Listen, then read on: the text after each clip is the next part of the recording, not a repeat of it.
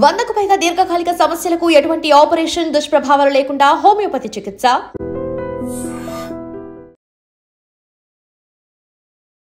నమస్తే, welcome to I dream talking point with Kavitha.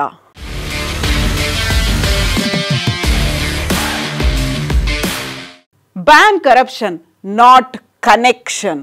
Yes, నేపాల్లో social media ban కాదు చేయాల్సింది. ఆ దేశంలో ఉన్నటువంటి కరప్షన్ ఏదైతే ఉందో, అవినీతి అక్రమాలు అవుతున్నాయి. దానికి తోడుగా అక్కడున్నటువంటి నిరుద్యోగం కావచ్చు, ఆర్థికంగా ఉన్నటువంటి అసమానతలు కావచ్చు, లేకుంటే నెపోటిజం కావచ్చు, రాజకీయాలకి సంబంధించి వాళ్ళ వారసులే మళ్ళీ రాజ్యం ఏలేటువంటి పరిస్థితి ఉంది. కాబట్టి అదంతా మాకు వద్దు అని నినదించినటువంటి అక్కడ ఉన్నటువంటి యూత్తో నేపాల్ అంతా ఇప్పుడు రణరంగమైంది. ఒక పీస్ఫుల్ ప్రొటెస్ట్గా మేము చేయబోతున్నాము అని చెప్పినప్పటికి కూడా అక్కడ విచ్ఛిన్నకర శక్తులు ఎంటర్ అయ్యాయి. కాబట్టే నేపాల్ అంతా ఇప్పుడు రణరంగంగా మారింది అనేటువంటి పరిస్థితులు కనిపిస్తున్నాయి. ఇక్కడ మనం చూస్తున్నాము, జరుగుతున్నటువంటి ప్రొటెస్ట్లకు తోడుగా అక్కడ ఉన్నటువంటి అధికార భవనాలు కావచ్చు, లేకపోతే ప్రజాప్రతినిధుల నివాసాలకి రక్షణగా ఉన్నటువంటి పోలీసుల ముందు, మిలిటరీలు, ఆర్మీ ముందు ప్రొటెస్ట్ చేస్తున్నటువంటి యూత్కి తోడుగా అక్కడ మార్షల్ ఆర్ట్స్ చేస్తున్నటువంటి వాళ్ళు కూడా తమ సంఘీభావాన్ని ప్రకటిస్తున్నటువంటి దృశ్యాలు.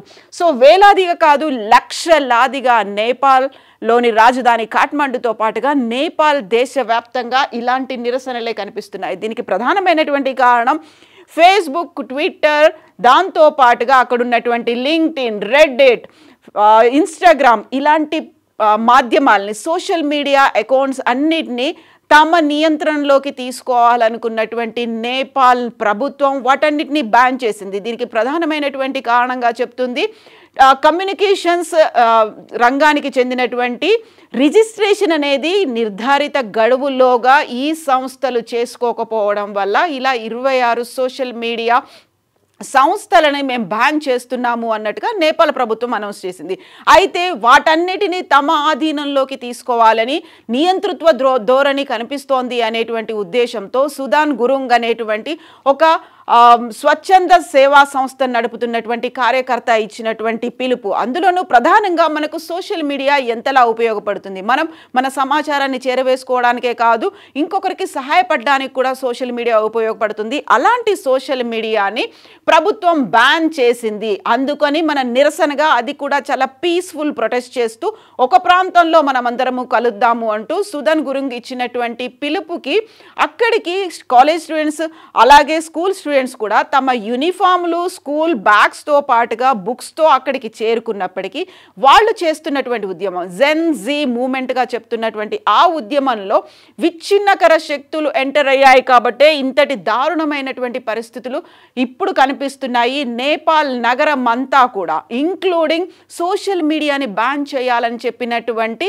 సుప్రీంకోర్టు భవనంతో సహా పలు కోర్టు భవనాలను కూడా అగ్నికి ఆహుతి చేశారు. అటు రాష్ట్రపతితో పాటుగా అక్కడ ఉన్నటువంటి ప్రధానమంత్రులు కావచ్చు, ప్రతిపక్ష నాయకులు కావచ్చు, కేంద్ర మంత్రులు, ఎంపీలు, వీళ్ళందరి నివాసాలు ప్రతిపక్షమా లేకుంటే ప్రభుత్వ పక్షమా ఇలాంటిది ఏది చూడకుండా ప్రతి అధికార ప్రతినిధితో పాటుగా అధికారిక భవనాలకి సంబంధించి నిప్పు పెడుతున్నారు. అక్కడ ఉన్నటువంటి ఆస్తుల్ని ధ్వంసం చేస్తున్నారు. దీనికి ఇప్పుడు జెన్జీ మూమెంట్తో పాటుగా ఇంకొక మూమెంట్ కూడా మొదలైంది. అందులో stop nepotism in politics, nepo కిడ్స్ని బ్యాన్ చేయాలి, నెపో బేబీస్ని ఇక్కడికి రాకుండా చేయాలి. రాజకీయాలనేవి లేకుంటే ప్రభుత్వం అనేది పాలన కేవలం కొన్ని కుటుంబాలకి మాత్రమే పరిమితమైంది, అది కాదు మాకు కావాల్సింది అనేటువంటి ఒక ఉద్యమం జెన్జీ మూమెంట్తో పాటుగా బ్యాన్ నెపో కిడ్ మూమెంట్ అనేది కూడా యాడ్ అవడంతో ఇప్పుడు దేశవ్యాప్తంగా దగ్ధం అవుతోంది. అక్కడ రక్తసిక్తమైనటువంటి పరిస్థితులు కనిపిస్తున్నాయి. జరుగుతున్నటువంటి అల్లర్లలో 22 మంది చనిపోయారు, 300 మందికి పైగా గాయపడ్డారని ఇప్పటికైతే అధికారికంగా వస్తున్నటువంటి సమాచారం.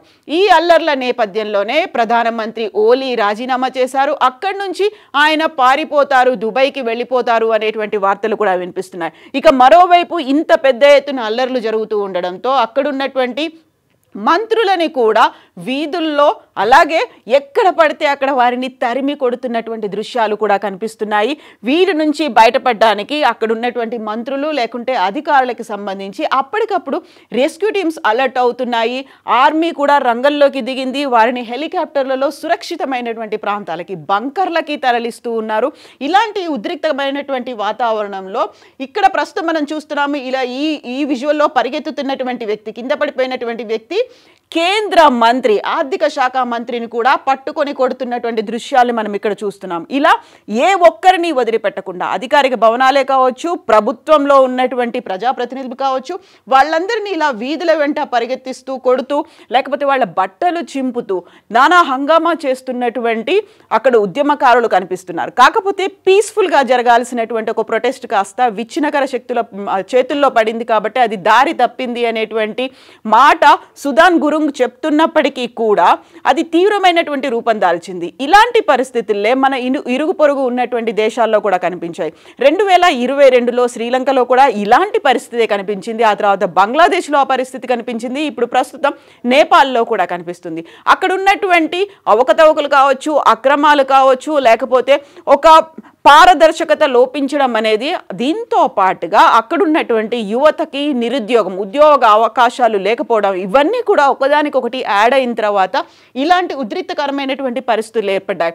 అండ్ మేము ఇక్కడ చాలా క్లియర్గా ఎవరైతే గాయపడ్డారో, ఎక్కడైతే అగ్నికి అవుతున్నటువంటి భవనాలు ఉన్నాయో లేకుంటే మరణించిన వారి విజువల్స్ని మేము చూపించదలుచుకోలేదు. ఎందుకంటే అది మీడియా ఎథిక్స్కి వ్యతిరేకంగా ఉంది కాబట్టి వాటన్నిటిని మేము చూపించదలుచుకోలేదు. కాకపోతే అక్కడ ఉన్నటువంటి వేరీ అవర్ ట్యాక్స్ మనీ, మేము కట్టినటువంటి డబ్బంతా ఎక్కడ పోతోంది అనేటువంటి నిరసనకారులు, ఉద్యమకారులు నేపాల్లో రోడ్ల మీదకి వెల్లువలా వచ్చినటువంటి దృశ్యాలు అయితే కనిపిస్తున్నాయి. గతంలో నేపాల్కి సంబంధించి చూసుకుంటే నేపాల్లో రాచరిక వ్యవస్థే కనిపించేది. రాజులే నేపాల్ని రాజ్యమేలే వాళ్ళు, వారి ఆధ్వర్యంలోనే ప్రభుత్వం కూడా నడిచేది. ఆ తర్వాత అది కాస్త మెల్లిమెల్లిగా మావోయిజం వైపు వెళ్ళింది. ఆ తర్వాత ప్రజాస్వామ్యం వైపు వస్తుంది అనుకున్న దశలో ఇప్పుడు సడన్గా మేము కమ్యూనిస్టులము అనేటువంటి భావన కూడా కలుగుతోంది. ఒకప్పుడు హిందూ దేశంగా ఉన్నటువంటి నేపాల్ని హిందూ దేశం కాస్త పేరు మార్చి మేము సెక్యులర్ అని చెప్పినప్పటికీ కూడా అది సెక్యులర్ భావనలు కాకుండా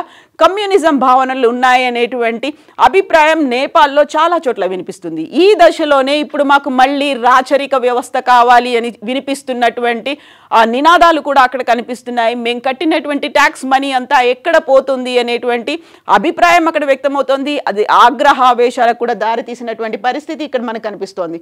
సో ఇక్కడ యూత్ అని లేదు, లేకుంటే చిన్న పెద్ద అని కూడా లేదు, ఆడామగ లేదు, ప్రతి ఒక్కరూ రోడ్ల మీదకి వచ్చి నిరసన చేస్తున్నటువంటి దృశ్యాలు. ఇందులోనే ప్రధానంగా ప్రచండతో పాటుగా దేవ్బా, ఆ తర్వాత ఓలీ, ఈ వరుసగా వస్తున్నటువంటి ప్రధానమంత్రుల ఇళ్ల మీద కూడా అటాక్ చేసినటువంటి దృశ్యం. గతంలో అక్కడ ప్రధానిగా పనిచేసినటువంటి ఇంటి మీద కూడా, ఒక ప్రధాని ఇంటి మీద కూడా, మాజీ ప్రధాని ఇంటి మీద కూడా అటాక్ చేయడంతో ప్రధాని భార్య కూడా ఈ అగ్నికీలలకి సజీవ దహనం అయిపోయింది అనేటువంటి విజువల్స్ కూడా వస్తున్నాయి.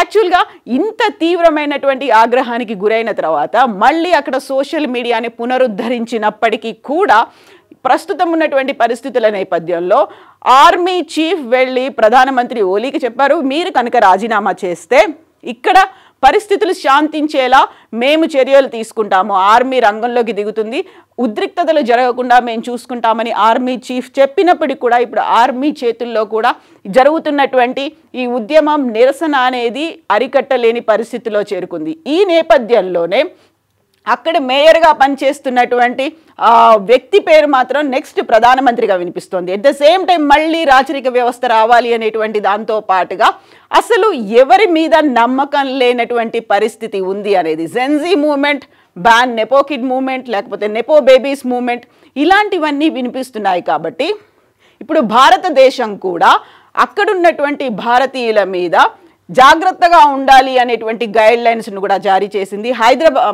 ఢిల్లీ నుంచి కాఠ్మండూకి వెళ్ళేటువంటి విమానాలన్నింటినీ రద్దు చేసింది. ఇక ప్రత్యేకమైనటువంటి మిలిటరీతో పాటుగా పోలీస్ బలగాలు కూడా అక్కడున్నటువంటి డొమెస్టిక్తో పాటుగా అంతర్జాతీయ విమానాశ్రయాల దగ్గర గట్టి పహారా కాస్తున్నాయి. ఆల్మోస్ట్ అన్ని దేశాల నుంచి నేపాల్కి రావాల్సినటువంటి విమాన రాకపోకల్ని కూడా బ్యాన్ చేశారు.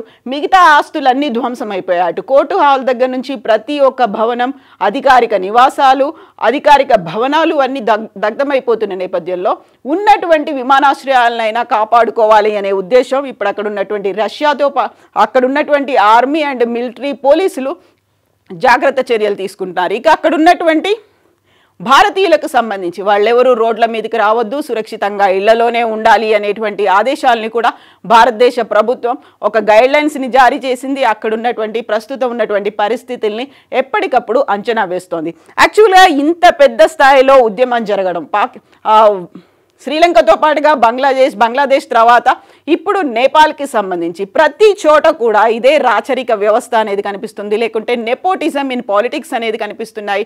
ప్రతి చోట కూడా అవినీతి అక్రమాలు అనేవి ఉన్నాయి, ఆశ్రిత పక్షపాతం ఉంది, ఒక పార్షియల్గా ఉన్నటువంటి పరిస్థితి ఉంది. అక్కడ పారదర్శకత అనేది లోపించింది కాబట్టి, బయాస్డ్గా ఉన్నారు కాబట్టి నిరుద్యోగం అనేది ఎక్కువగా ఉంది. అక్కడ ఉన్నటువంటి యువతకి కావాల్సినటువంటి అవకాశాల గురించి కావచ్చు, పరిశ్రమల గురించి, అభివృద్ధి గురించి, సంక్షేమం గురించి ఫోకస్ పెట్టలేదు కాబట్టి యువతే స్వచ్ఛందంగా పాల్గొంటున్నటువంటి మూమెంట్స్ని మనం ప్రస్తుతం చూస్తున్నాం. ప్రతి చోట యువత లీడ్ రోల్ ప్లే చేస్తూ ముందుకెళ్ళినటువంటి పరిస్థితి అయితే కనిపిస్తుంది. బట్ నేపాల్కి సంబంధించి ఇప్పటికైతే 22 మంది చనిపోయారు, 300 మందికి పైగా గాయపడ్డారనేటువంటి సమాచారం ఉంది. కాబట్టి ఇప్పుడు పరిస్థితిని అదుపులోకి తీసుకోవడానికి అక్కడ ఉన్నటువంటి ప్రభుత్వం, ప్రధానమంత్రి ఓలీ రాజీనామా చేసిన తర్వాత ఆ రాజీనామాని యాక్సెప్ట్ చేసినటువంటి రాష్ట్రపతి కూడా రాజీనామా చేశారు. ఇప్పుడు మొత్తం ఆర్మీ మాత్రమే ఉంది. ఆర్మీ చేతుల్లో ఉన్నప్పటికీ కూడా ఇలాంటి పరిస్థితుల్లో ప్రతి వీధిలోనూ కనిపిస్తున్నాయి. కాబట్టి next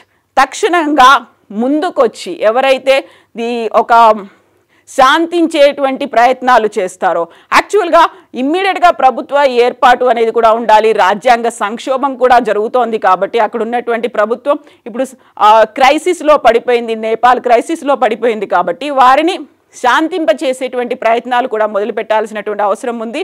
at the same time ప్రజలు ఎవరినైతే కోరుకుంటున్నారో అటు ప్రతిపక్షము, ఇటు ప్రభుత్వం పక్షం, అధికార పక్షము అన్నిటినీ వ్యతిరేకిస్తూ వస్తున్నారు. కాబట్టి అందరికీ సమన్వయంతో పనిచేసే ఒక న్యూట్రల్ పర్సన్ కోసం అయితే ప్రధానమంత్రిగా ఎన్నుకోవడానికైతే చర్చలైతే జరుగుతున్నాయి. బట్ వాటికి ఎంత సమయం పడుతుంది? రోజులు గడుస్తున్నాయి. ఇప్పటికి 3 రోజుల నుంచి అక్కడ ఉన్నటువంటి ఆగ్రహం, ఆవేశాలు అయితే చల్లారలేదు. బట్ కొంతకాలం పడుతుంది. కాకపోతే చేయాల్సినటువంటి చర్యలు ఇరు దేశాలతో పాటుగా భారతదేశం కూడా అక్కడున్నటువంటి చర్యల్ని సమీక్షిస్తోంది. నిజంగా ప్రస్తుతం ఉన్నటువంటి సమాజం దేనికి ప్రయారిటీ ఇస్తుంది? ఆర్థిక సంబంధాల చుట్టూ మాత్రమే తిరుగుతుంది. మళ్ళీ ఎన్నికలంగానే చాలా విరక్తి కలుగుతాను. మంచి అనిపిస్తుంది కదా, లేడీస్ కూడా ఛాలెంజింగ్ జాబ్స్ చేసినప్పుడు చాలా బాగుంటది. ట్రాఫిక్ అసిస్టెంట్స్ గా నియమించిన ట్రాన్స్జెండర్స్ అందరితో సాల్యూట్ చేయించుకుంటున్నారు. ఫుడ్ డెలివరీ ఇవ్వటానికి వెళ్ళినటువంటి డెలివరీ బాయ్ అనిల్ పై